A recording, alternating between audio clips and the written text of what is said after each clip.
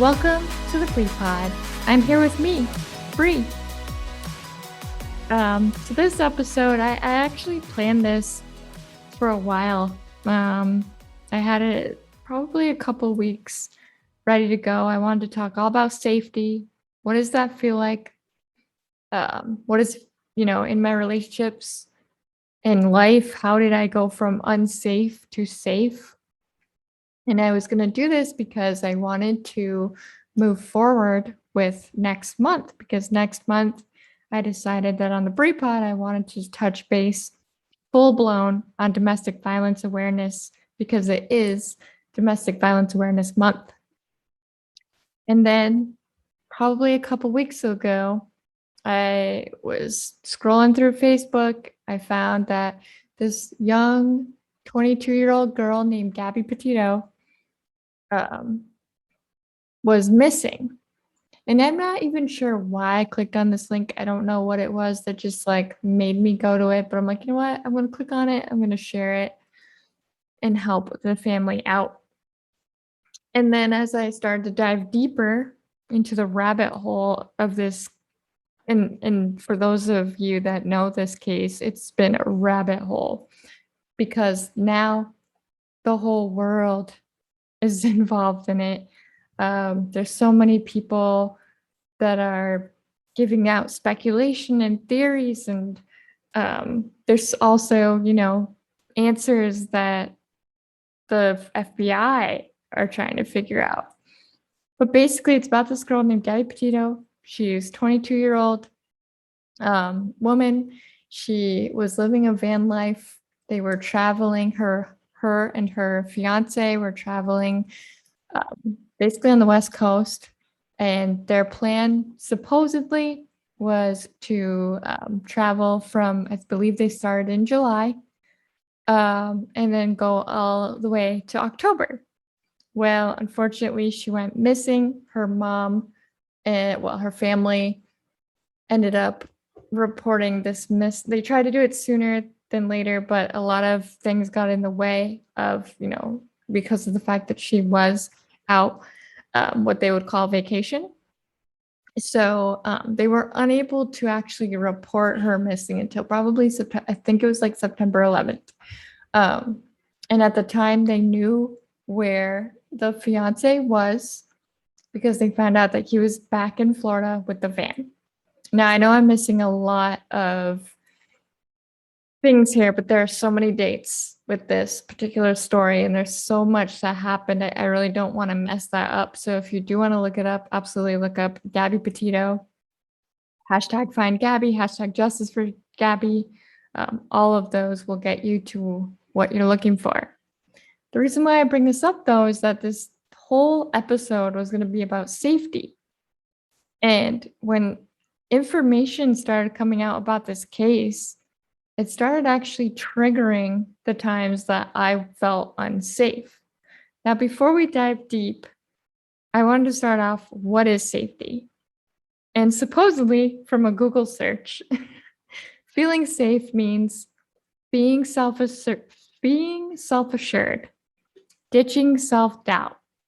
It means waking up in the morning and deeply knowing that you deserve to live in a safe space and have the happiness that it brings. So then I looked up, what is a safe space? A safe space is a place or environment in which a person or category of people can feel confident that they will not be exposed to discrimination, criticism, harassment, or any other emotional or physical harm. Now, in the beginning of my relationships, and you guys know this if you've been following the Unfiltered series, a safe space did not exist back in the beginning because there was emotional harm. It did lead to a little bit of physical harm, and there was absolutely harassment. And when I was younger and before I started healing, before I started learning what gaslighting, reactive abuse, all these things that accompany and correlate with domestic violence or intimate partner relationship abuse, I thought that codependency was a form of safety.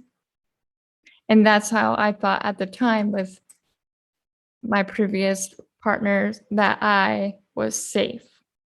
When really, I did not know or realize that codependency was actually a false sense of safety. Because codependency, it's where when you bring that into a relationship, it's the people pleasing, it's the lack of boundaries, it's your own poor self esteem. And they may have contributed to that.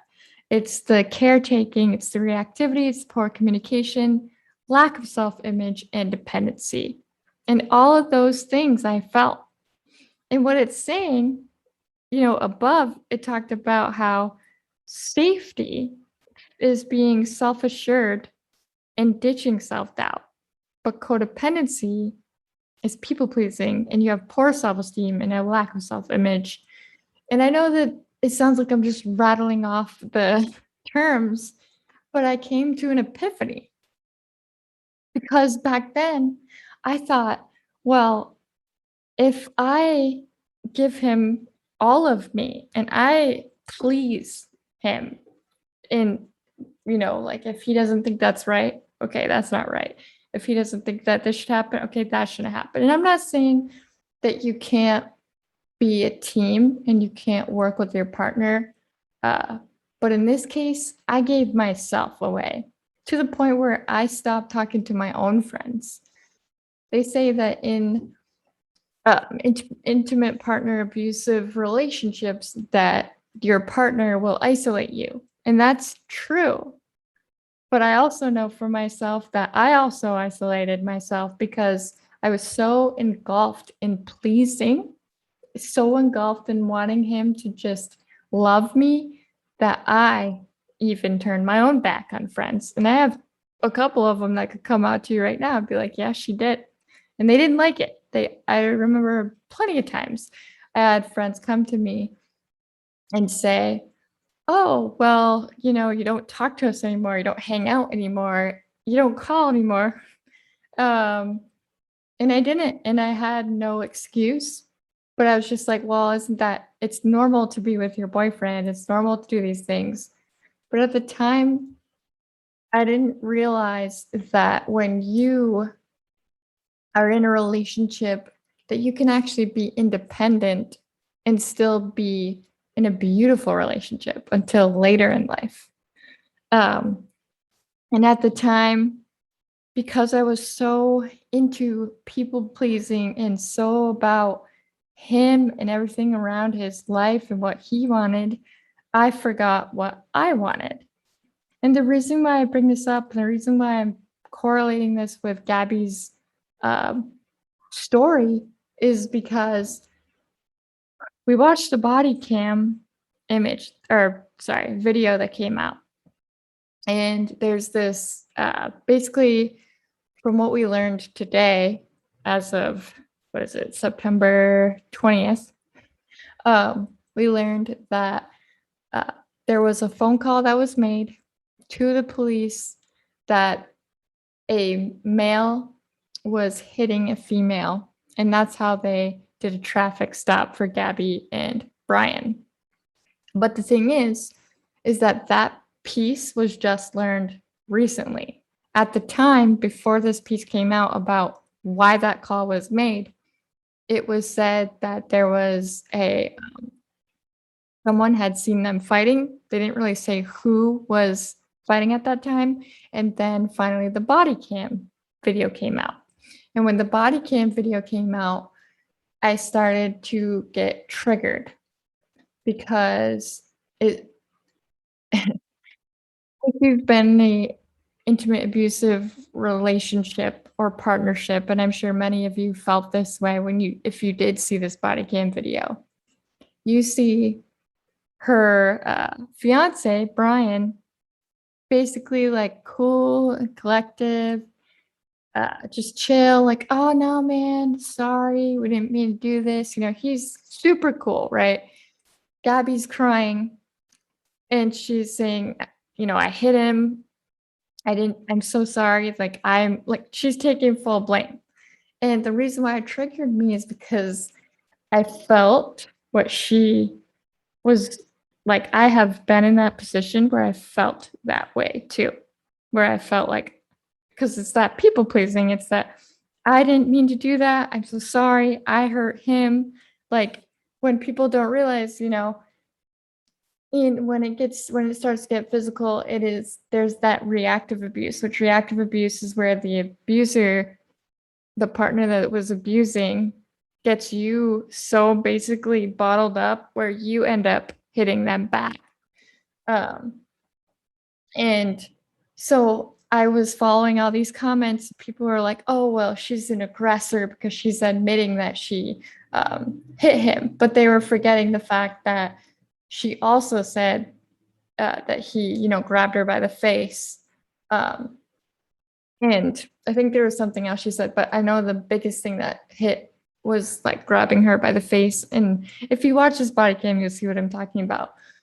But the reason why I bring this up is because what triggered me was not only the body cam and watching the two of them and remembering how my ex made me feel and how I felt like I was the one that was full blown wrong and he was the one like, that girl's crazy. Like she's just upset because, let's see, I think Brian said because of the bugs. Um, Now I'm not saying that this is the reasoning that we found out why Gabby passed away, because we don't have that evidence. And I'm not going to try to throw out like a theory or anything. But what I am going to say is what was full blown, well known that we did learn is that she was in an abusive relationship. And I was feeling very uneasy with watching this because as I saw the comments now, because there's so many people that have gotten involved in this case, you have a lot of people with theories, and which is everybody's entitled to their theory. But what hurt and hit hard for me was watching people say, well, she was the aggressor, she was the problem, and he had a good vibe, he was cool. I don't get how that was an issue. But I know full well that anybody that has been in this kind of relationship, we saw through him. And then it hurt to see her basically take all that blame. And he took none. He took absolutely none. Go watch it. You'll see it. And it hurt because I remember back when everything went down for me, how many people told me that they didn't believe in me. And the reason why I personally bring up safety was that a long time ago, I thought, like I said, I thought codependency was safety. But as I've been healing, I've been learning that safety is actually getting to be yourself and not worry if you're walking on eggshells. And a long time ago, when I was going through my relationship that was toxic as hell, I remember feeling constantly like I had a form of looking over my shoulder, like what's going to happen? The shoe's going to drop. Um, I remember when the stalking had occurred, I was just constantly looking around like, okay, is he going to be behind that tree? Is he going to be over here? Is he going to be over there? And I went to the cops. And I know you guys know this if you followed the Unfiltered. I went to the cops, and for me, they just were like, nah, we can't really help you because it's within 2 counties. And I later learned actually from a couple of friends that heard that episode that that's not true, and that I probably could have gotten a restraining order back in the day. Um, and one of the biggest feelings of feeling unsafe was when there was this one time I could feel it building up because I had been stalked at the bar. I was stalked at my work. I was stalked at school. Anywhere that I went, he was there. And if I didn't see him, I was given either a text message or through his 50 different Facebook pages that he created to get in touch with me. And he told me and let me know, yeah, I see blah, blah, blah is at your house. Is that your new boyfriend? Um, and so I remember I started losing interest in my life. Anything that I thought was fun, I no longer thought was fun. I wanted to get out. I wanted to escape. I wanted to run. And in some ways, I did. I'm not going to put up a front and say I didn't. In some ways, I did. Uh, because when I came, this is later, but in the timeline, but when I finally was out of that area and I was with Jeremy, I felt a place of solace and peace, which we'll dive deeper later. But I remember there was this time I was at a store with my brother and my father, and I didn't expect to see my ex at that time. I thought that the stalking had kind of calmed down, or I was hoping at least. And I remember his car pulled up. He was at a like, I can't even give a good distance. I'm not good at that. He was at a pretty decent distance where he wasn't close enough to like throw anything and hit me, but he was close enough to make a scene. So he like revved his engine and he pointed at me. And for me, in my brain, I thought, you're gonna die. And I know that that sounds crazy for everybody because it's like, oh, he just pointed at you. But you know what? With the trauma and the fear that was occurring at that time and the unsafety that had just built up after build up after build up, no, it didn't feel like I didn't feel like it was all in my head as people made it sound. I felt scared for my life. I felt scared to death. And what scared me the most is that my brother and my father, they're freaking in 6'8", 6'1". And in my mind, they can't fight a gun. You know what I mean? Sure, you could beat somebody up, but you cannot fight a gun. And in my head, it was a gun when he pointed. And I was scared to death at that point. And I think a lot of these emotions, a lot of the old feelings that happened back then came up and it came out as triggers just from this whole story. And it's not just a story because it's real life. And watching people say, oh, she's the aggressor, she's this, she's that, he's so sweet. It was like, yeah, that is what's crazy about the whole situation when it comes to any uh, domestic disputes or upset or anything like that.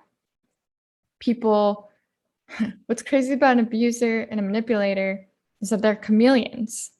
That's kind of the whole point. Like they have to look nice, they have to act nice. I mean, go back and look at every single case where an abuser hurt that person, killed that person, and go back and read what their neighbors said, what their friends said.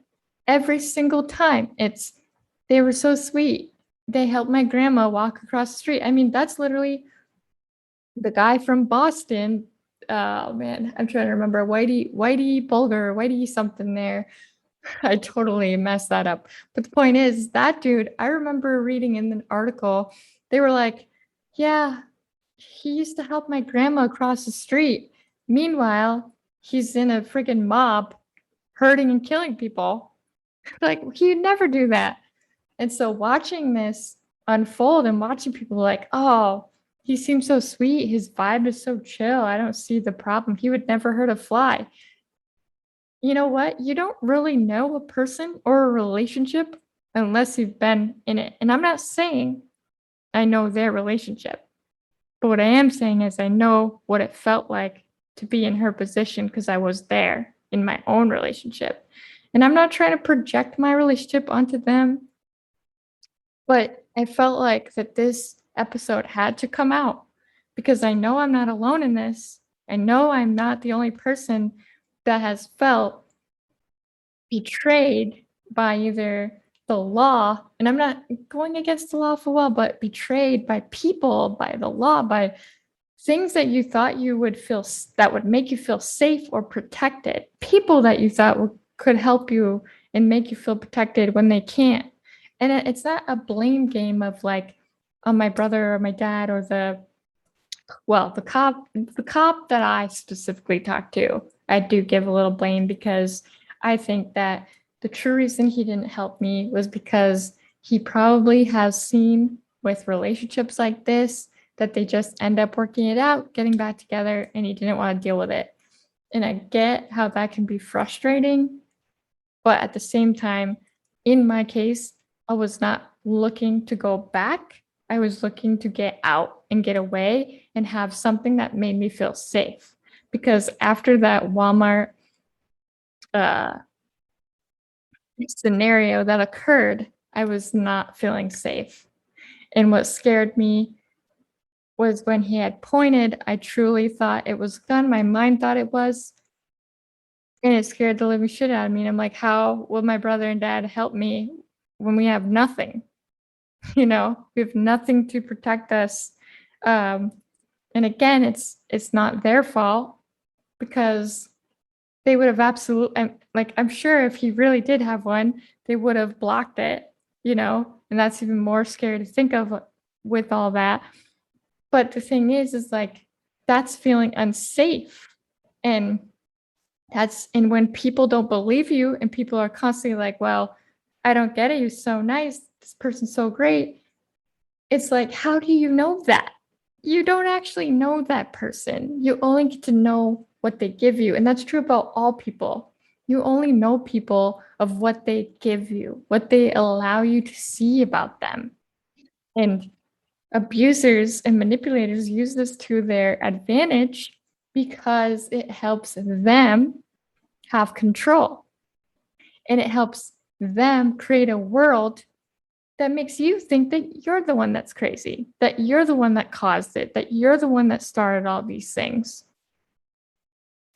And I we don't realize that safety in life is just as important as any other self-care, uh, like good living life kind of world is. I don't know where I'm going with that part, but the point is it's still a huge part of your life to have a good life is to feel safe. And when you do not feel safe, you feel like you want to run. You feel like you have to look over your shoulder and you feel like you're going like something will happen. Shoe is going to drop.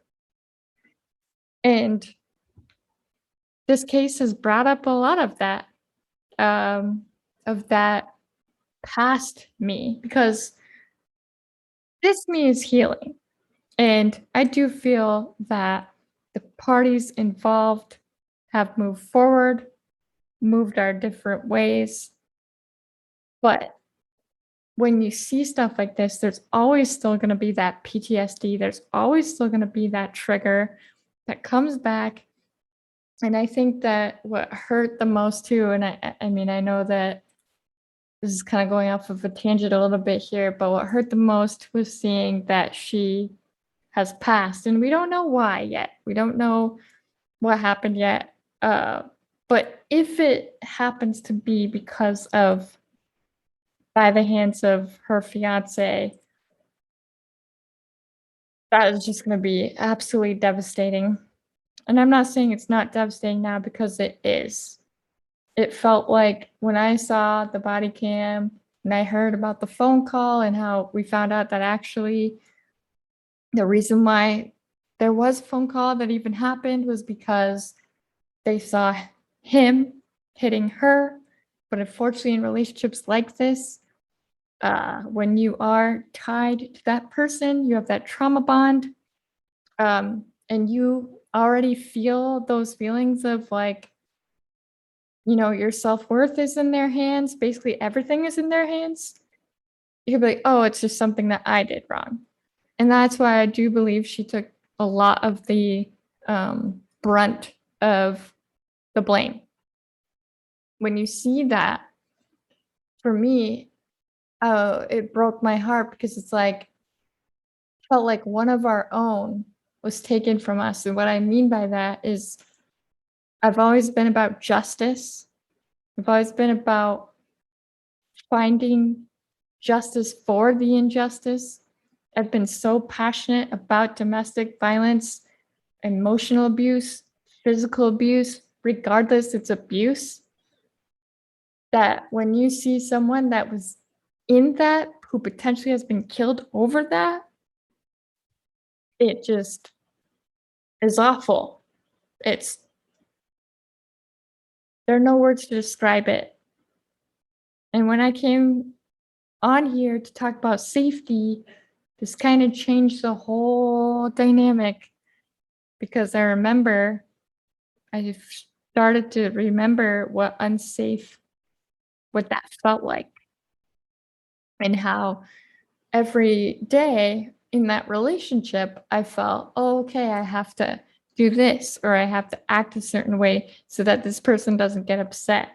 How do I make sure that I don't step on the wrong shell? And it really is like playing that it's like where the little mines are. Oh man, what's that game called? Oh my gosh. But it's like got the little mines and you've got to click and hope that you don't click the mine. And if you click the mine, poof, it all goes. And that's what it feels like living in that kind of environment is like, okay, I'm going to step here. I'm going to step here. Okay, hopefully this isn't a mine. And if it was, okay, the day is gone. And it's so important to feel safety and to recognize, am I in a safe place? Because what apparently a safe space or safe place is supposed to be is where you feel self-assured and you're starting to ditch that self-doubt, because let's be real, as humans, we're always going to have a little bit of self-doubt.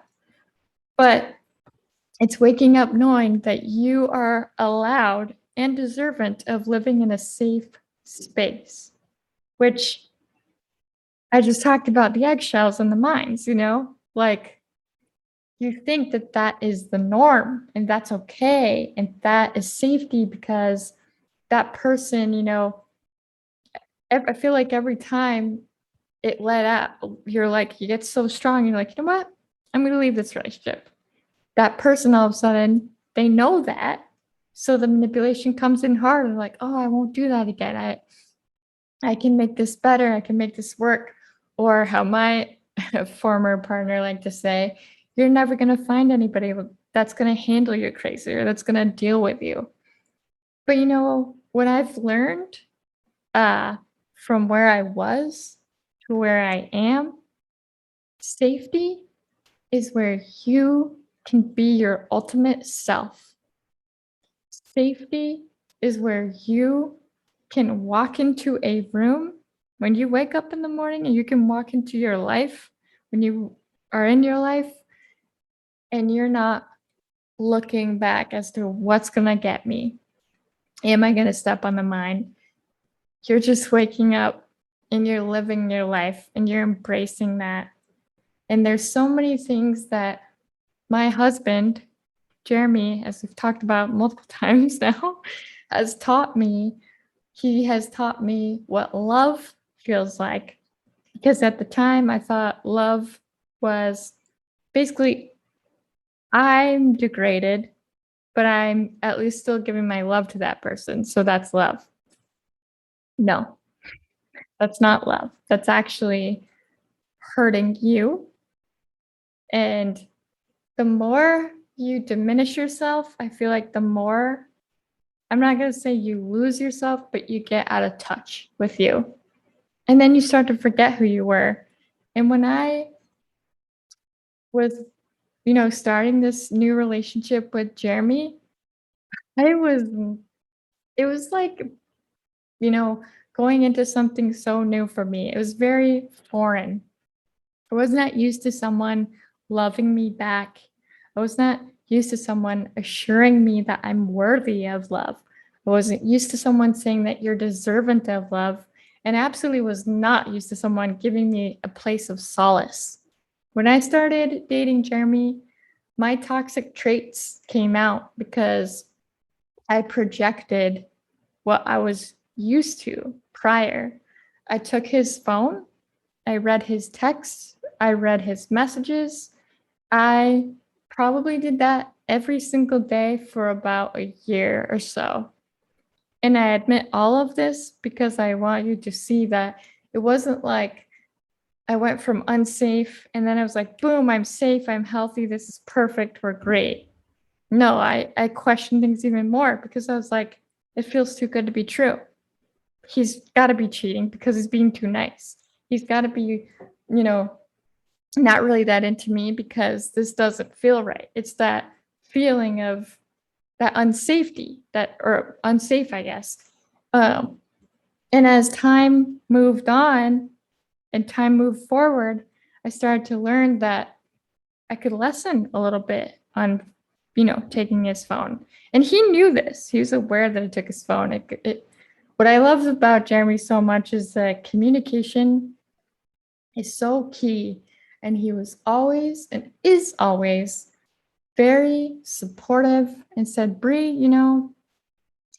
not really like, I'm not doing this because I want to condone this behavior because it's really not the best behavior. It's not a trusting behavior, but I'm doing this. I'm letting you have my phone. I'm letting you message back to whomever, but I want you to know that I'm only doing this because I want you to see for yourself that I'm trustworthy.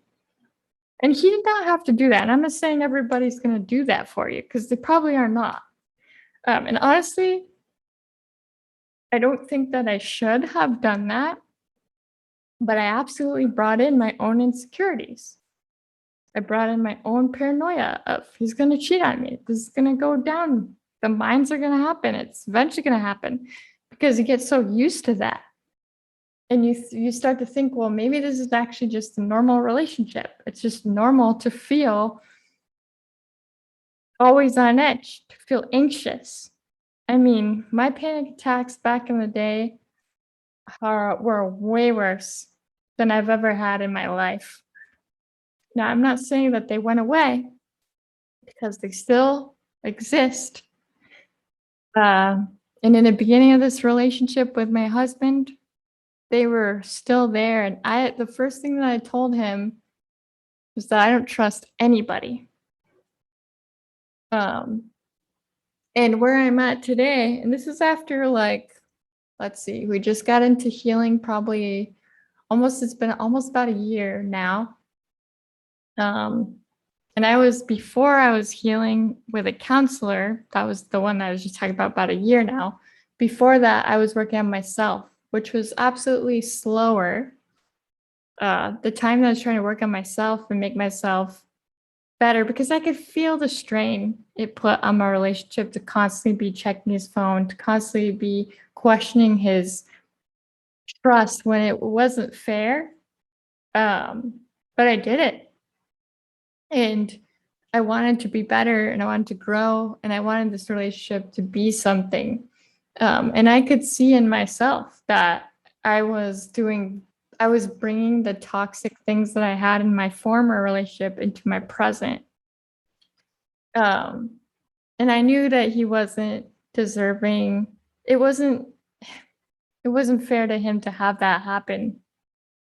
And so prior, I did start working on me before I went to counseling. And what I learned, and I think I've said this before, but it just holds so strong for me that back when it's probably year 2 or 3 of our relationship, I sat down with Jeremy. Jeremy had been traveling back and forth for his work. I think it was year 3, but whatever, doesn't matter. Point is that he started traveling more back and forth from work. And so I was by myself a lot more than when we first started being together. So I also did not have access to his phone as much. This really had to build some form of a trust. And had this um, traveling situation started in the beginning stages, we would have been screwed because I would have been even more worried that something was going to happen, that he's going to cheat, all these things. But the way that I think that it worked out actually well, because when he started traveling, I had already done some work on myself to stop that trait, to stop taking the phone, to realize that he was and is trustworthy. And I know some of you are probably judging me and being like, what the heck? And then some of you are probably like, yeah, girl, been there, done that, or still there and doing it. The reason why I share these experiences with you is because I want you to know that the whole thing about filtering like Instagram looking so beautiful, which is the same for Gabby and Brian. Their Instagram looks so beautiful, but you have no idea what happens behind closed doors. And in my case, in the beginning of my relationship with my husband, I was absolutely scared. I was coming out of unsafe and bringing that unsafe into this new relationship. But it has came to a place where we probably have been together now for 8+ years now. I feel safer than I have ever been. I trust him. I don't lack boundaries. I don't have poor self-esteem with him. We don't have poor communication together. We don't have a lack of self-image, and I'm not full-blown dependent. Um, and I'm not saying that I'm not human, because I am still human. I still have things within me that I do not like, that I'm learning to love and learning to grow with. But that's what's the healing process, right? That's where healing is not linear. And it's going to be up, and it's going to be down. And when you think you're 10 steps ahead, you're going to go 20 steps back. And then you're going to come back 10 steps ahead. It's just healing. And safety is so important, because once I learned what safety feels like, once I learned that I could breathe and I could feel that peaceful feeling, that solace, that was actually the term that Jeremy had used, it felt good. And I started to learn that it actually showed me how far away from myself I went, because I went pretty far away from myself, to the point where it almost felt like it was so close of asking permission for everything in the beginning. It's not that Jeremy would have been about that, but I was so into that mode of I must please, I must be this, that, what they want me to be. I lost me. But as this relationship went on, as he let me be me, and he has been with the ups and the downs. He's been through the stage of me taking his phone, me telling him full blown, I don't trust you, me projecting my insecurities onto our relationship, me projecting my past relationships onto him. And what I do appreciate the most about our love and our relationship is that no matter what, he stuck with me. And I always say this every time, and I think I was going to say this earlier, but I went on another tangent there.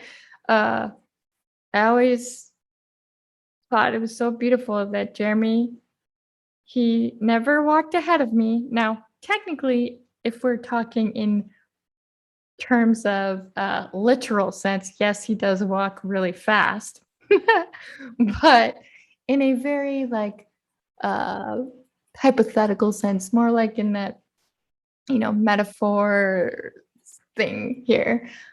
He never walked ahead of me, where I felt like I always had to keep up with him. He never was behind me, where I felt like I was being watched and needed, assistance. he always has been by my side and doing his own thing. I mean, because I want to add that, he's been on his own journey. It's not like he like backed up and was like, okay, let me back up my life for you so that you can be on the same plane as me. It's more so like figuratively uh, in life, wherever he was at that point, wherever I am at that point, we were walking together. And that's when I got into fitness. And Jeremy wanted to make sure that I was going there to learn and find my confidence because for a while there, it was gone. I didn't have it actually for a long time. Um, and I remember just thinking how beautiful that moment was because this was the first male in my life that I loved. And I'm talking about in a relationship sense, in significant other sense, partnership, um, that actually was looking out for me and saying, I want you to feel good. I want you to feel like yourself and feel beautiful and feel confident and sexy and brilliant because that's who I see you to be, but you don't see you to be that way. And I'm not saying now, mind you, some of you are probably like, wait, he brought you to the fitness trainer? Let me clear that up for a little bit. I personally asked to go do, I wanted to be in a bikini competition. And I still believe that I will, but I want to wait until I have children. Um, because I'd like to, like, that's my goal. As you guys know, I have infertility issues and I want to have a child so badly. I am having a fur baby on a side note. That's going to be actually coming home this weekend, but I want also a human baby. um, so I decided that I'm going to actually try to do a bikini competition later.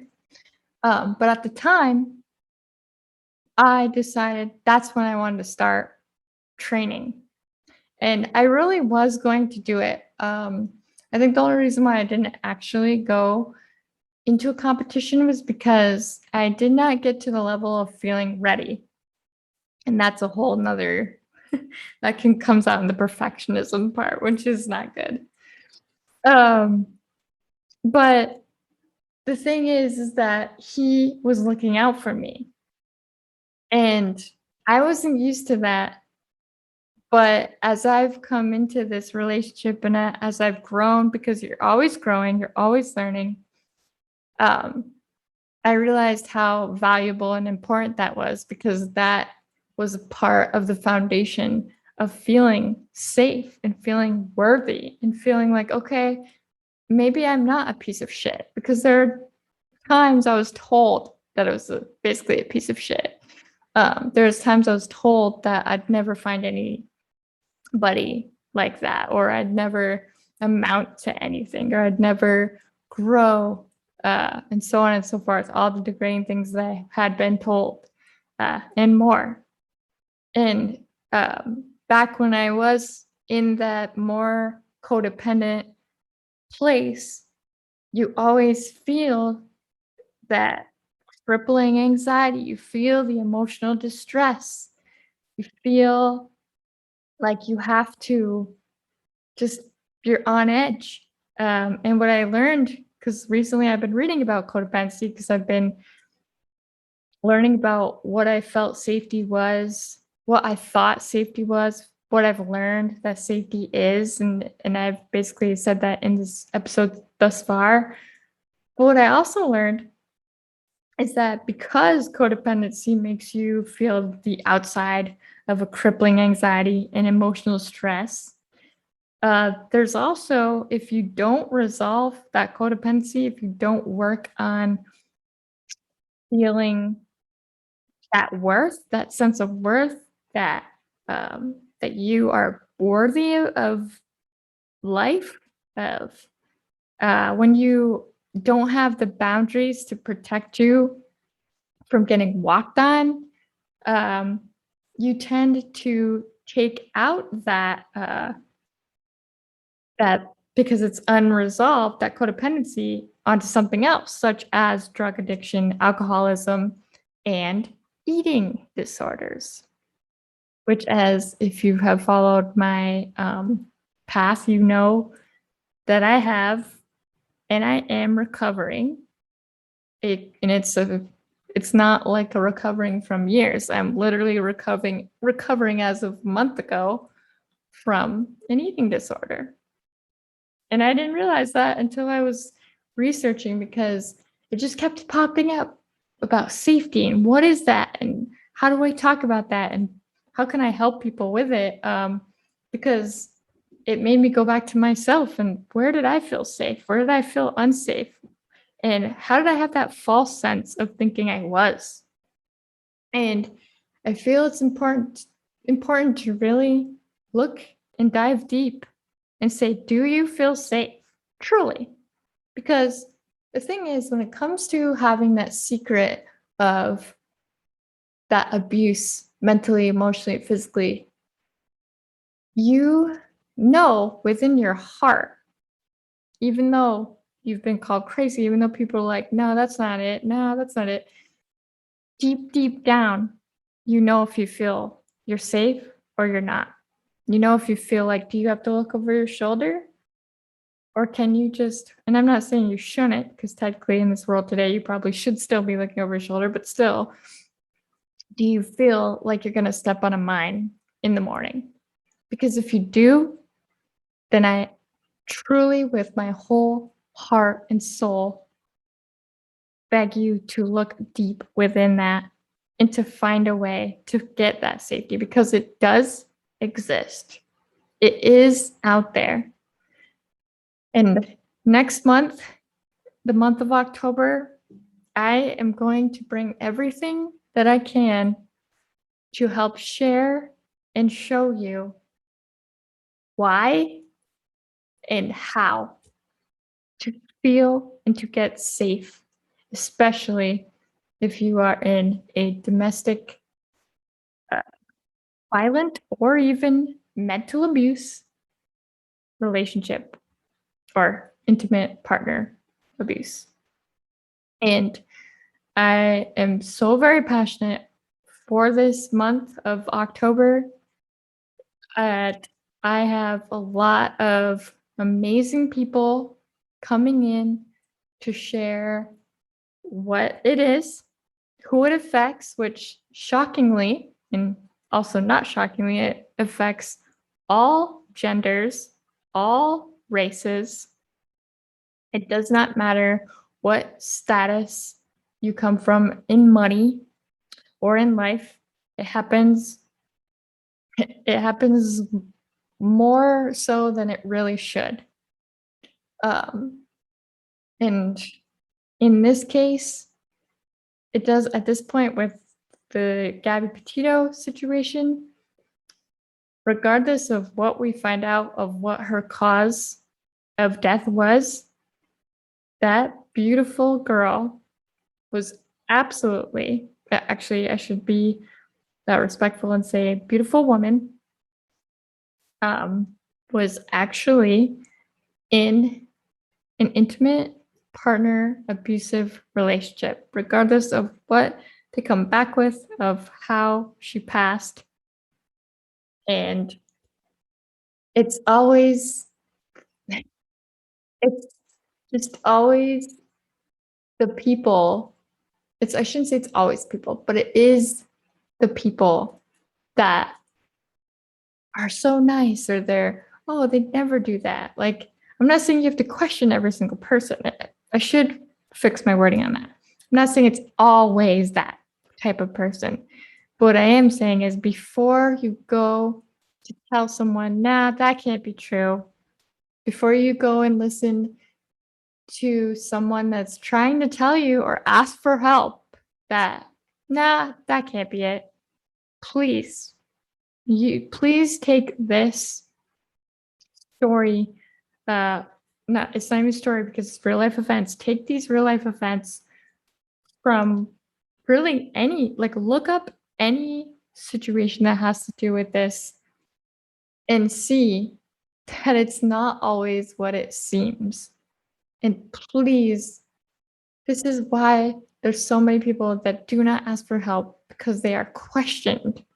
They're told, nah, that can't be it. And I get it. We don't want to believe that. And there are people that do accuse people of things that they haven't done. So, yeah, it's hard to tell what is truthful and what's not truthful. But if there is a cry for help, please be that person that can help. Please, I know that people have to, be willing to receive the help, but don't instantly go to questioning them and be like, no, that can't happen. No, that's not it. Because that right there is what stops people from potentially saving their lives. Um, Now, I know that this episode was a bit heavy and probably a little bit all over the place because my thoughts are always all over. But I had to share this because safety in your life is so important. And if you don't feel that way, and it doesn't have to be a partner, it can be a parent, it could be from a child, it could be from, and when I say child, I mean like your child that's in their teens, their adulthood, anyone that manipulates you or is manipulative. This is a boundary for yourself where do you feel safe? And if yes, that is a beautiful thing. But if you do not feel safe, what does that look like? And do you need to reach out for help? Is it that time to reach out for help? Um, so hopefully I did not upset anyone with this episode. I try my best to be respectful, but hopefully with this, it's something to think and ponder on, especially as this case progresses, especially as Domestic Violence Awareness Month is coming up. And regardless if you dedicate a month to it or not, the awareness really needs to be out there all the time because it happens every single day. And we're going to dive deep into that more in October. Um, and as far as an affirmation, I'm just down to one affirmation because I think it's so important. You are worthy of safety. And when I say safety, I mean that safe space. I mean feeling that you deserve happiness. And I mean safety. And with that, you are loved, you are worthy, you are cherished, and I am proud of you. Until next time on the Brew Pod. Bye.